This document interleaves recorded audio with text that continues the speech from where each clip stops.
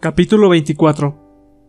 A partir del retorno a la paz del mayor Rengifo, la gente concentrada en Guanay quedó de nuevo a merced del comandante Moruno, quien sin embargo no restableció de pronto los métodos represivos que anteriormente practicaba. Pretendía dar la impresión, por nadie consentida desde luego, de que no tuvo aquel jefe participación en el cambio de tratos a los cautivos, sino que fue obra de su propia y exclusiva voluntad. Así dejó pasar semanas, con la mira ilusorio que entretanto arraigase tal criterio falaz, y cuando al cabo creyó haber convencido de su magnanimidad, repuso gradualmente el régimen de privaciones, castigos y crueldades, hasta que, pretextando la existencia de un plan de evasión colectiva, canceló las benévolas disposiciones de Rengifo.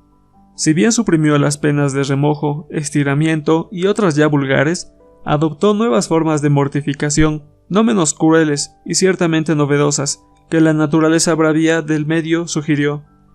Así, el cambio del látigo por el flagelo con vegetales de elevado poder urticante, cuyo contacto produce en la piel una picazón tan violenta que afibra hasta la desesperación. La artiga arborescente, cuyo tallo y hojas están armados de espinas insufribles, y la ortiga sermentosa, provista de pelos quemantes, sobresalen por su causticidad, en grado que un flagelamiento con ellas es quizás más doloroso que la aplicación de 1000 puntos de fuego en el cuerpo de la víctima. Moruno se divertía como un chico travieso, mandando a los presos a trabajar a sitios plagados de avisperos, u obligándoles a caminar en campos cuajados de hormigas ponzoñosas. Entre esos novísimos tormentos había otro peor que los referidos: el palo santo. En los niveles bajos de la selva y en los terrenos ribereños se encuentra a menudo un vegetal arbóreo, de hojas grandes y sencillas, membranosas y oblongas, en cuyo tallo y ramas habitan unas hormigas piréticas, de color rojizo, sumamente bravas, que al menor roce atacan de modo temible. Es grande en cada tronco la cantidad de estos insectos, y sus picaduras enloquecen de dolor al individuo menos sensible. Pero bien, el comandante justo Pastor Moruno asignó al palo santo el empleo de instrumento oficial de tortura, destinado con preferencia a los presos políticos, a quienes mandaba atar al tronco hasta que perdían el conocimiento. Daba pábulo incesante a estas puniciones el servicio de soplonería, creado por Moruno, para enterarse de cuanto se hablaba o se hacía en el campamento de confinados, pues que entre estos no faltaba sujetos pérfidos o pusilánimes, dispuestos a espiar y delatar sin asomo de escrúpulo a sus propios compañeros de infortunio. Menos mal que el médico Albino Costa, informado por experimentados curanderos nativos, contaba con el auxilio de hierbas vulnerarias, incluso la hoja del mismo palo santo, para aplacar el efecto candente de las picaduras de insectos y las abrasadas inflamaciones que producían las plantas urticáceas. Mas no había forma de frenar la besanía de don Justo Pastor. Hombres inermes, física y moralmente aniquilados, mal podrían rebelarse contra ese régimen de crueldad implacable. Bien sabían que el más leve signo de protesta concluía al pie del palo santo. La naturaleza del viaje estaba al servicio del bárbaro opresor. Sabíase que el comandante no iba bien de salud, que estaba enfermo de paludismo, cierto que moderado, pero paludismo, que tenía ulceradas las piernas, con creciente encono a causa de su intemperancia alcohólica, y que por lo mismo le sobrevenían a menudo accesos semejantes al delirium tremens. No obstante, continuaba ejercitando violencia por intermedio de su irresponsable sicario, el sargento Figueredo. Comentaban los cautivos con rabia mezclada de amargura: ni muerto nos va a dejar tranquilos ese bandido. Cuando lo cargue el demonio, ha de ser el azote del infierno. Pero él, juzgando por su propia condición, no quiso valerse del doctor ni de los curanderos lecos. Temía ser objeto de una felonía. Incluso desconfiaba de su asistente. Solo cuando sus dolencias cobraron grados alarmantes, se avino a demandar la atención de Costa, pero se interpuso por el momento un motivo de cierta gravedad. Le soplaron que el médico organizaba la evasión colectiva de los confinados, aprovechándose de la enfermedad del comandante. Cierto era que Costa abrigaba tal propósito, mas no al favor del impedimento físico de Moruno, sino alentado por el giro de sus comunicaciones con La Paz. Si la necesidad de atención médica tenía para el miliciano urgencia implacable, el proyecto de fuga requería pronta y severa reprensión. Vaciló, pues, entre ambos extremos. O mandaba al médico por una hora al pie del palo santo, o utilizaba sus servicios para recobrar la salud. Al fin, tuvo esta exigencia mayor fuerza que los impulsos de la brutalidad, y ordenó que llamasen a Costa. Poco tardó en presentarse el médico. Al verlo, no pudo Moruno reprimir la crudeza de su temperamento, por mucho que trató de atenuarla con cierto barniz de ironía. «Me dicen que prepara usted un viaje, doctorcito», le enrostró sin embragues. «Avíseme cuando va a partir, para hacerle la despedida». El siniestro léxico de Moruno, la despedida, encerraba una intención pavorosa. «Cuando usted lo disponga, señor coronel», respondió Costa, aparentando no haber entendido ni la alusión ni la amenaza. Pero el comandante no estaba para entretenerse en juego de rodeos y aclaró la figura. ¿No ha dicho usted que se iría cuando le dé la gana, sin que yo pueda impedírselo? Lo dije y repito, declaró Costa, con aplomo aún no conocido en él. Es que podría irme, a pesar de todos los obstáculos, pero deseo permanecer acá el tiempo necesario para auxiliar, como médico, a quienes sufren las consecuencias del clima, del abandono y la injusticia. Eso es todo, coronel. Su sinceridad ganó la confianza de Moruno, que encontró la oportunidad buscada para expresarle su deseo. Muy bien, doctor. Como yo soy uno de esos que sufren y que tanto compadece usted, espero que no me negará su atención. Puede usted contar con mis servicios. Ni una palabra más. Cúreme sobre la marcha. Impusiéronse en Costa el sentimiento humanitario y el concepto del deber profesional, de modo que comenzó en el día de tratamiento requerido. Deploraron los confinados que el doctor Costa se hubiera encargado de la curación de Moruno. A media voz comentaron de esta guisa: «Debía dejarlo que se muera. Aquí hay un entendimiento vergonzoso y una claudicación cobarde». Ellos hubiesen visto con agrado que Costa rehusase en atenderle, bien que no ignoraban las consecuencias funestas de una actitud semejante. Pocos reconocieron que el ejercicio de la profesión médica no ampara distingos, como tampoco el que la ejerce puede obrar conforme a sus particulares reacciones. Sin embargo, experimentaron los descontentos de un alivio inesperado, la cesación del hostigamiento de cautivos, tan luego que Costa se encargó de curar a Moruno, y respiraban aires de tolerancia, de benignidad, como en los días de Rengifo. Ya no había que temer el chismorreo delator. Dábanse del fenómeno diversa explicación. Esto se debe al influjo del doctor. Más bien, porque Moruno estuvo a punto de clavar el pico. Quizá pretende que le encomendemos a Dios. De todos modos, parecía haberse abierto un periodo de vacaciones generales, pleno de paz y sosiego, ansioso de recuperación anímica y corporal. Ni trabajos forjados, ni vejaciones dilacerantes, ni estados de zozobra. El único que se mantuvo en actividad permanente fue Albino Costa. A falta de contusiones y heridas que curar, dábanle harto que hacer, la malaria y la disentería. Fue mucho que los padres franciscanos acudieran en auxilio desde Tipuani, donde mantenían aún su vieja misión, dotada de enfermería.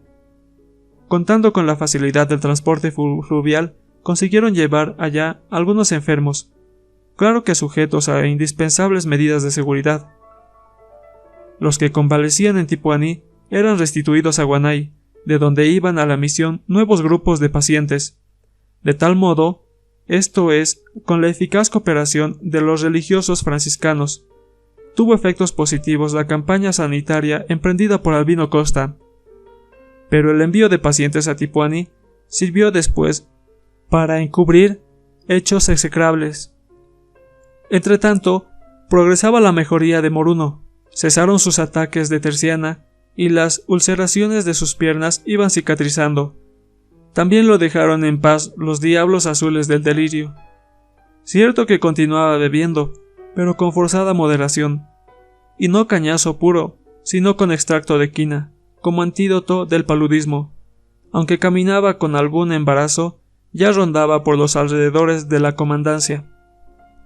Al mismo tiempo, se recuperaban los pequeños geófagos de Santiago y Apura. Notoriamente iban adquiriendo aspecto saludable, gracias a que ya no comían tierra ni les mortificaban los parásitos intestinales.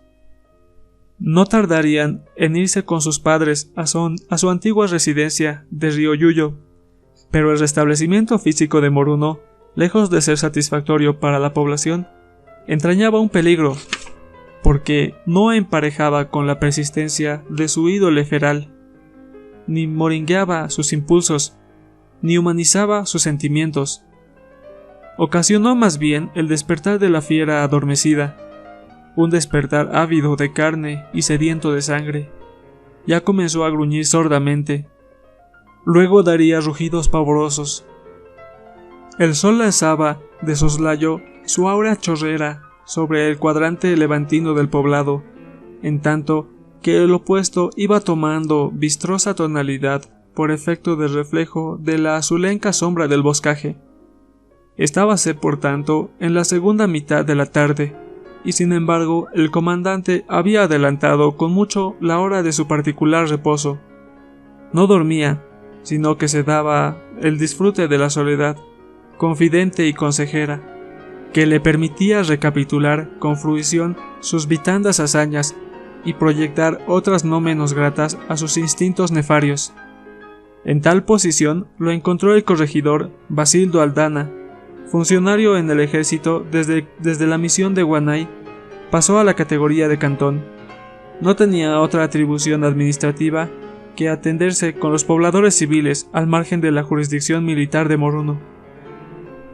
Presentóse en esa ocasión con la selvática timidez que le reducía a la ápice de la insignificancia. «Buenas tardes, señor coronel. He venido...» Moruno le interrumpió con expresión colérica.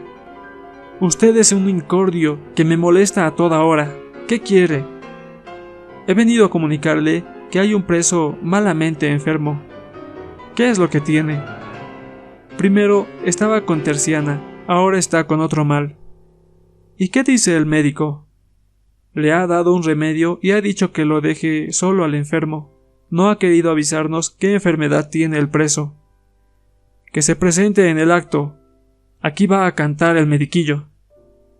Salió aprisa el corregidor Aldana en busca de Albino Costa. Moruno estaba recostado, con la cabeza y medio tronco fuera del mosquitero, el brazo derecho caído y a poca altura del suelo. Oscilaba como un péndulo. De rato en rato, atraído por el resto del aguardiente contenido en una botella próxima, entretanto la mano izquierda rascaba ocultamente las piernas todavía escarosas, cuya vivísima comezón le agudizaba el mal humor. Antes que llegase el médico, se vistió para esperarlo de pie, con disimulo de dolencia y aparente energía física. Al cabo de algunos minutos, compareció Costa y le preguntó al comandante: «¿Cómo es eso del enfermo que se pasa de un mal a otro?» «Es un caso un tanto complicado», informó Costa. «Primera dolencia de fiebres intermitentes, luego se le manifestaron síntomas de infección intestinal y ahora presenta otro cariz de difícil diagnóstico. Quedamos en las mismas. ¿No puede usted explicar qué tiene ese hombre? No me venga con secretos». Picado Costa por la rudeza con que le habló el comandante, respondió muy serio, pero en forma que implicaba burla: «Se trata de un síndrome bastante confuso. Cualquier diagnóstico sería prematuro, porque al comienzo se manifestaron caracteres de fiebre palúdica, calofríos, pirexia, hidrofilia, diafóresis. Días después le sobrevino corpórea aguda, sin gastralgia ni tenesmo, pero sí con ruidosos borborigmos. Hábleme en cristiano o le lleve el diablo, tronó esponjado de ira el señor coronel. Le hablo en los términos usuales en medicina. Para explicarle mejor el caso, contestó Costa.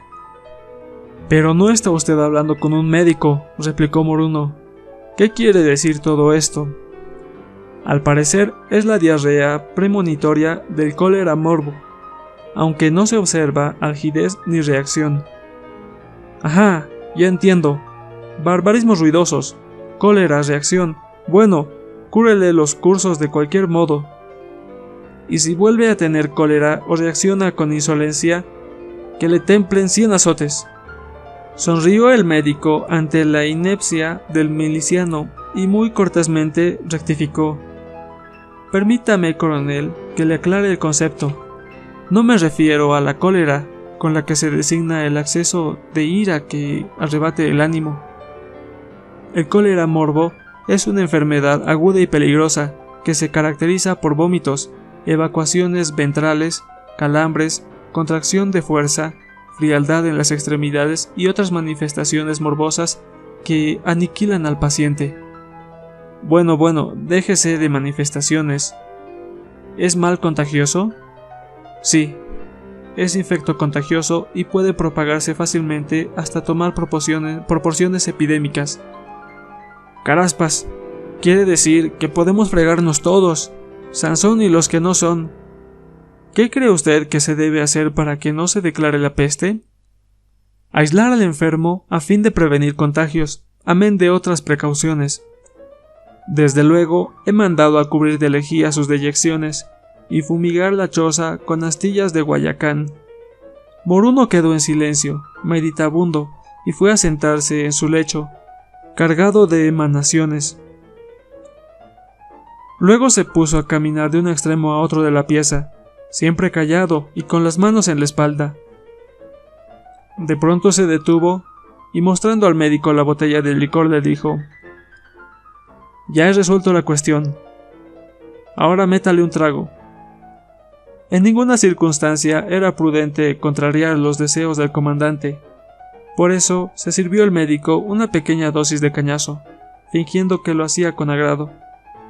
Enseguida asió Moruno la botella y poniendo gesto agrio, característico de los bebedores, vertió en el garguero hasta la última gota del contenido. Chasqueó la lengua y después de emitir un gruñido de satisfacción, volvió al tema de la conversación. Ustedes los médicos encuentran problemas en todo. La cosa más sencilla la complican, y cuando alguna vez dan en el clavo, se creen una maravilla.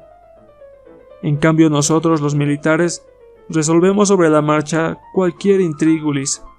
Ahora va usted a ver que yo, de un momento a otro, resulto un curatodo. Y lanzó una carcajada estrepitosa como rotura de botellas. Así es, coronel, asintió Costa, cuidándose de contradecir. Pero aún no me ha revelado usted cómo tiene resuelto conjurar el peligro de epidemia. Eso es cosa mía, doctor. ¿Sabe usted? Yo obro sin dar explicaciones a nadie. Váyase y dígale al corregidor que venga volando. Salió Costa en busca de Aldana, en tanto que Moruno llamó al sargento Figueredo. Hablaron a puerta cerrada y en voz baja. El jefe daba órdenes y el subalterno las repetía para probar su comprensión. No tardó en comparecer el corregidor Aldana y se repitió la escena a media voz. Pocos momentos después, las estridentes vibraciones de la corneta llamaban a reunión.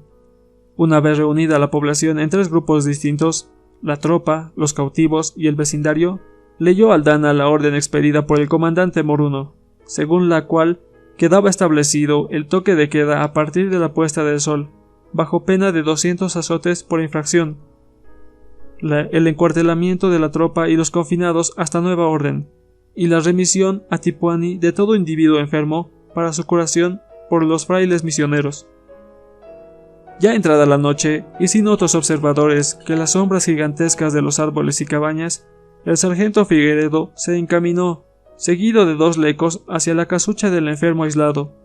Sin darle explicación alguna, lo liaron en una sábana como a pábulo indígena, que tendido en una parihuela fue transportado a la orilla, de uno de los ríos convergentes. ¿A dónde me llevan?, preguntó débilmente, quién sabe con qué negro resentimiento, el presunto pestoso. A la enfermería de Tipuani, le contestó el sargento. A toda prisa embarcaron al enfermo en una balsa previamente cargada de un saco de piedras.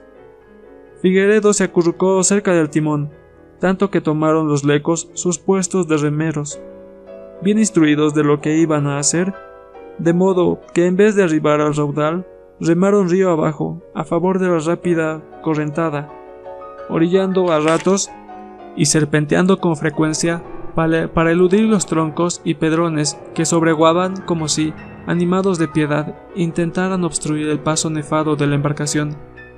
Detuviéronse en el remanso de la confluencia cuando la luna anémica y túmida, como atacada de beriberi, comenzaba a respirar por encima de la monstruosa barrera.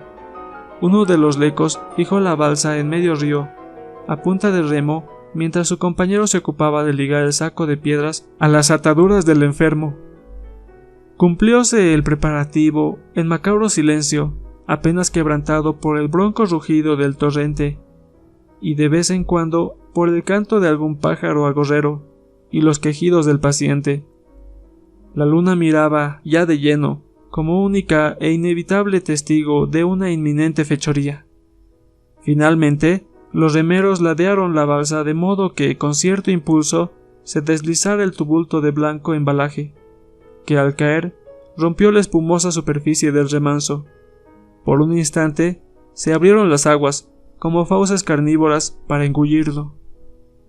Cerróse luego la líquida fosa, de cuyo fondo emergieron gruesos borbollones, seguidos de instantáneas burbujas, que acaso quisieron suplir la ausencia de lágrimas.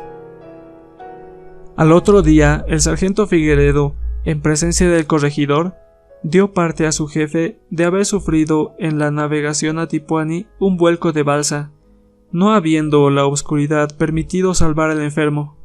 De ese modo, tan poco humano, quedó por el momento alejado el amago de epidemia. Moruno escuchó poniendo semblante empungido el relato de Figueredo. Luego, como quien se acuerda de un detalle olvidado, preguntó al corregidor Aldana: «A todo esto, ¿quién era el ahogado?» «El doctor Plácido Fuentes, ex candidato a representante por Omasuyos». «No haberme avisado antes, quizá le hubiera curado aquí nomás el doctorcito, sin necesidad de remitirlo a Tipuani. En fin, sería su destino». El corregidor confirmó a su vez: «Sí, pues, sería su destino». A partir de aquella noche temblorosa no hubo en Guanay más enfermos de gravedad ni amagos epidémicos, porque en cada caso se repetía el accidente de balsa en el río Tipuani. Ya no con la complicidad de las sombras, sino ante la faz del sol, que enrojecía de indignación y vergüenza. De tal modo, mermó considerablemente el número de confinados políticos, y más aún el de los presos comunes, en quienes se ensañaban con preferencia las enfermedades tropicales y los brotes pestosos de disentería y tifoidea, que Moruno pretendía extinguir eliminando a los pacientes.